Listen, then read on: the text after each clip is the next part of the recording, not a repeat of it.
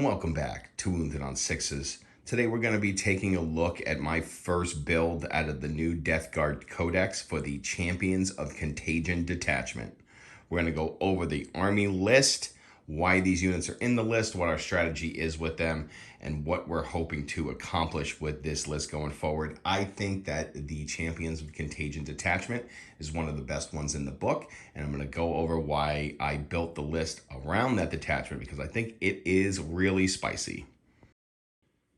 So with the Champions of Contagion, we're going to have a really cool detachment rule where we're going to be able to change the contagion that we're coming with at the beginning of the battle round. So either -1 save, -1 to hit, or -1 to OC movement and leadership test. So pretty good, pretty fantastic suite of abilities there, and the fact that we can basically change those on demand is really important. Now, the -1 to save is pretty much your standard for most armies, but let's say you're playing something like Eldar or Admech, where just 1 AP is going to get them to their invul. So why are we going to go with the -1 to save when we're always going to be butting up against their invul? It's usually way better to go with the -1 to hit because now they're missing us more and we're still kind of killing them anyway. So you kind of have to know the army that you're playing with, but this also gives us the ability to say, hey, we're clearly going to have a lot of fights in the middle of the board here.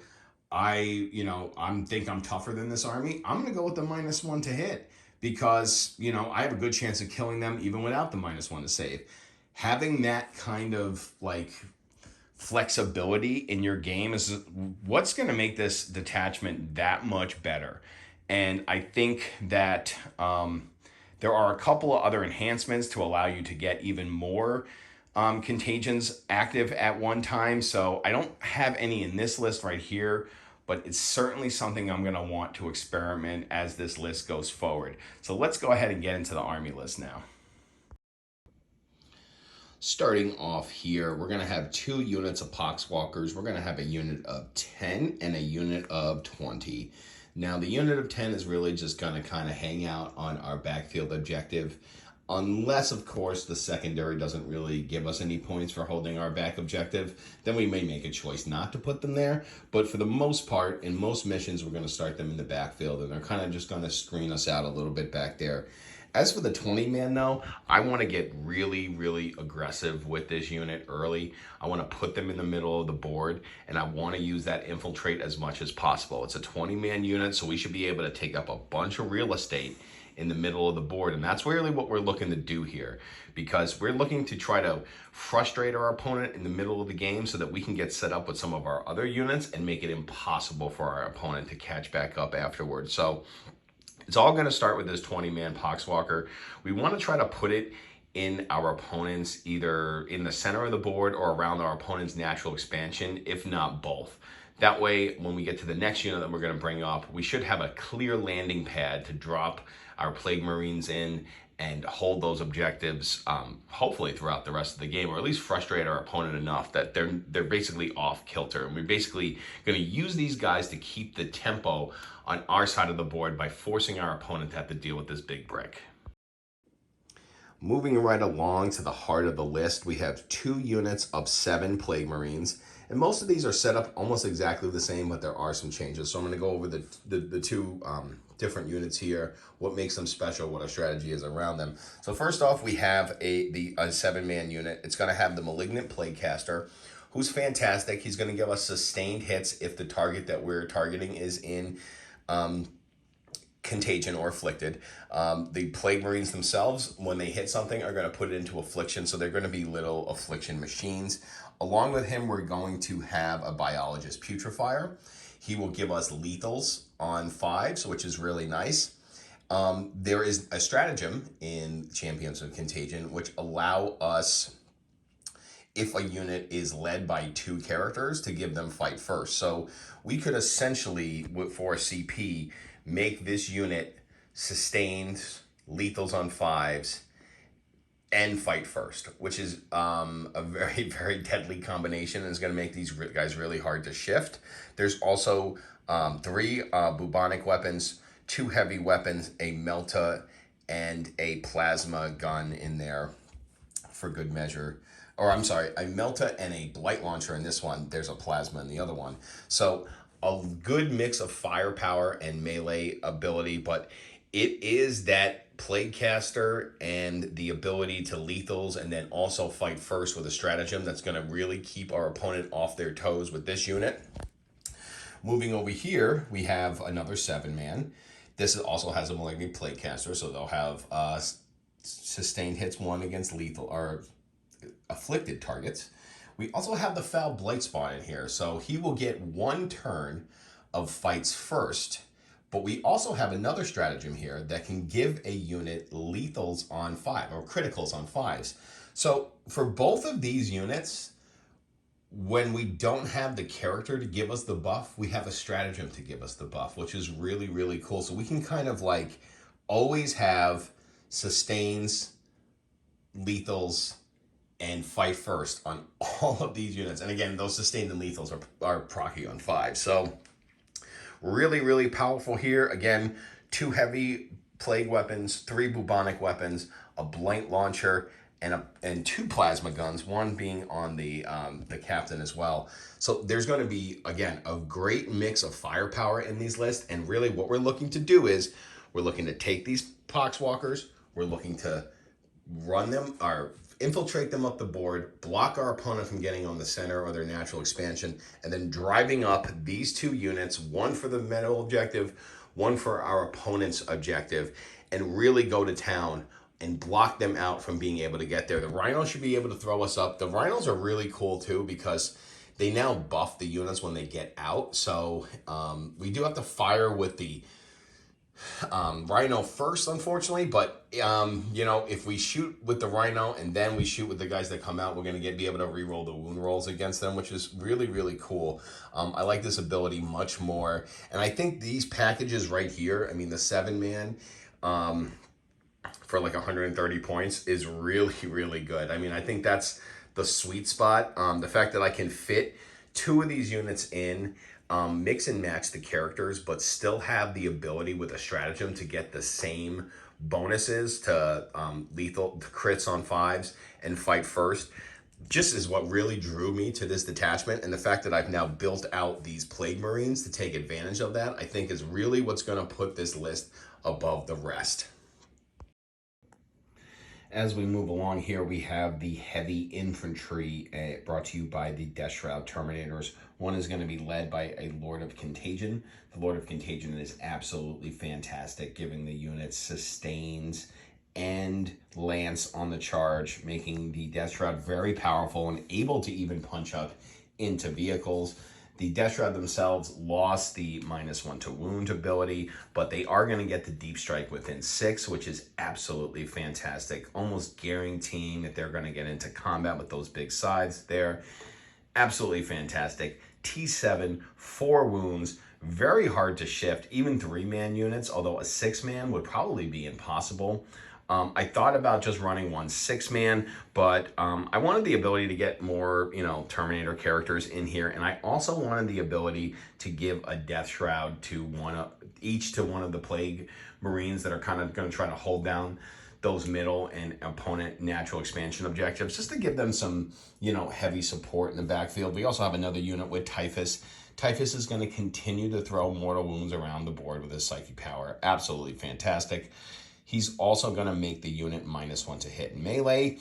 So you're not going to want to mess with these guys in melee at all. And all around, I've just been really impressed with the new Deathshroud. Like, I really do miss the -1 to wound, but the extra toughness and the extra wound kind of really makes up for that. It changes so much math.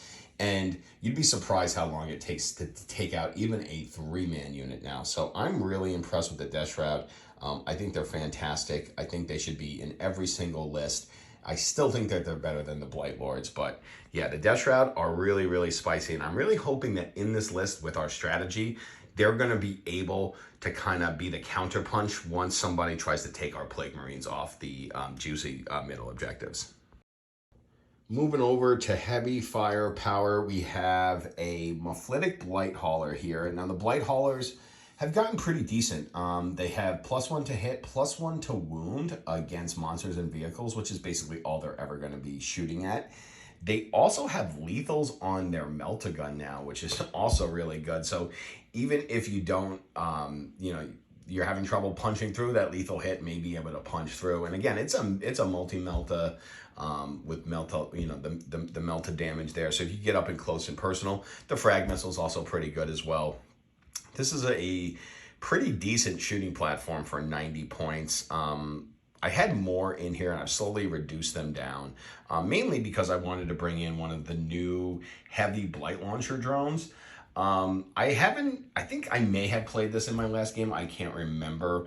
I don't remember it doing too much, but I was playing a guard heavy tank list. So not the best place for this unit, but this thing has had a really good glow up. Its blight launcher is fantastic.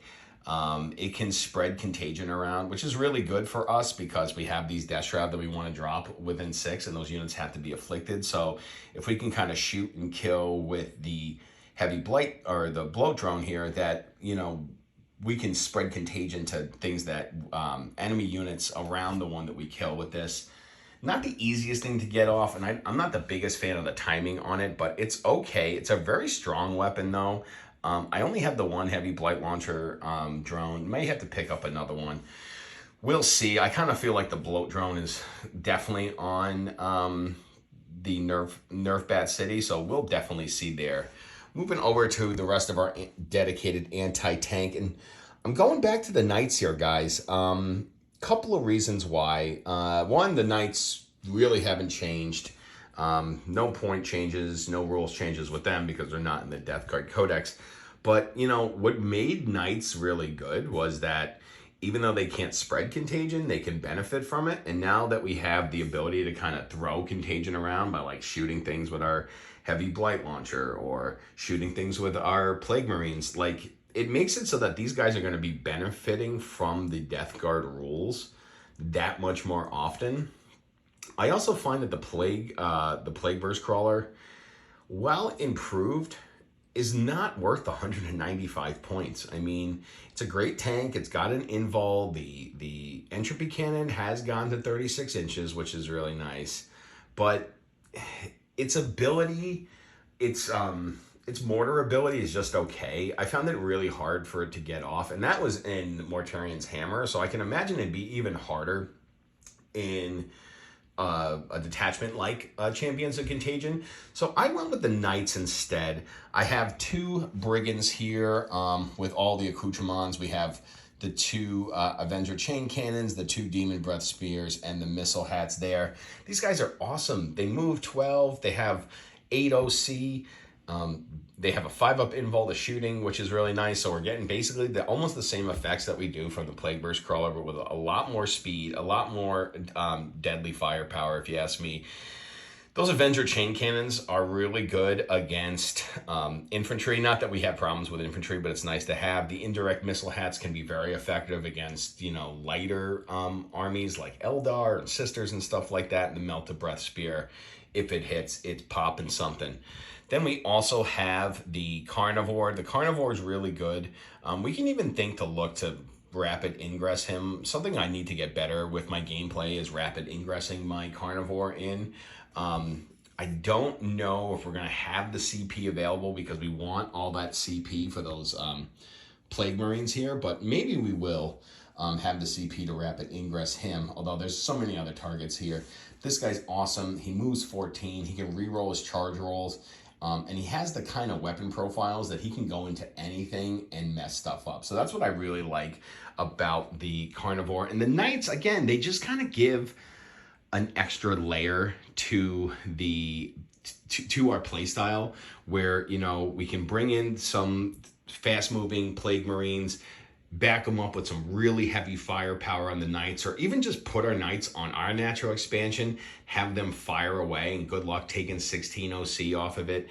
And then having the Deathshroud there to kind of back up the infantry or come down where we need them to come down and kind of maybe even blunt our opponent from counterattacking the middle or our natural expansion. They're really fantastic. And then again, the PlagueMarines are just getting us set up early board.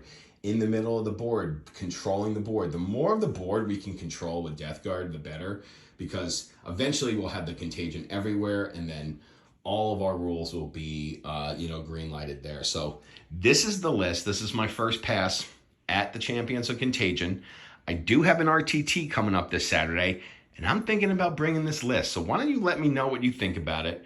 What changes would you make? If you haven't, go ahead and like the video. And if you haven't already, go ahead and subscribe, because we're going to have a bunch of videos coming out, and you don't want to miss these videos because they're giving you everything you need to be a better Warhammer 40K player. I want to thank everybody for tuning back in to Wounded on Sixes. Thanks for coming.